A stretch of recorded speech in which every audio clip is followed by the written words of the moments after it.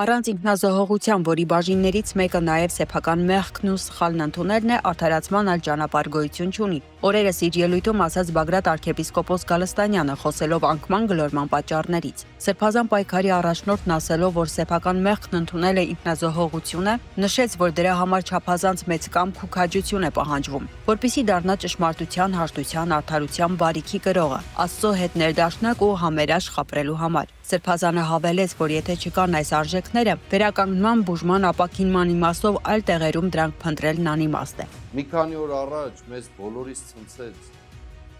Արդեն իսկ պատկերը հստակ է։ Բաքվի բանտերում գտնվող մեր սիրելի հայրենակիցների, եղբայրների տառապանքի մասին խոսքեց։ Պատկերը հստակ է, անընդունելի, որ հայ ռազմաքաղաքական ղեկավարներ կարող են գտնվել թշնամու բանտում։ Ինչպես ասել ենք, դա բոլորիս բանտարկությունն է, մեր պատվի բանտարկությունն է։ Եվ մի քանի օր առաջ բոլորիս ցնցելը, հուսամ բոլորիս էլ մտածում է առիթ է տվել։ Վերագնահատելու, հասկանալու առիթ է տվել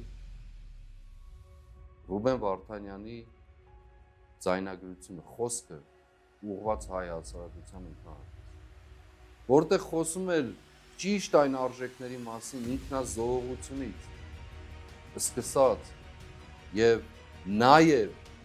սեփական կյանքով վճարելու եւ հաղթանակ կերտելու մասին։ Անդրադառնալով Ռուբեն Վարդանյանի ընտանիքի միջոցով տարածված ձայնագրությանը, Սրբազանը նշեց, որ որոշները խորքային բովանդակության մասին խոսելու փոխարեն քննարկելու առիթ դարձրեցին ձայնագրության որտեղից, ինչ կերպով ի հայտ գալու տարբերակները։ Ինչու, հարց է հնչեցնում Սրբազանը եւ պատասխանում, որպիսի պատասպարեն սեփական մեղքը, սեփական անպատվությունը, որպիսի սեփական ինքնազոհողությունը ծածկեն ինչ-որ ձևով։ Բագրատ Սրբազանն իր խոսքում հստակեցրեց, որ քանի որ ձայնագրության բովանդակությունը վերաբերում է յուրաքանչյուրին, ճակերտավոր ազատության մեջ գտնվողներին, ուրեմն յուրաքանչյուրի պարտքն է մտածելու մեր ապրած կյանքի, այս օրերի, այս ժամին ապրած կյանքի մասին։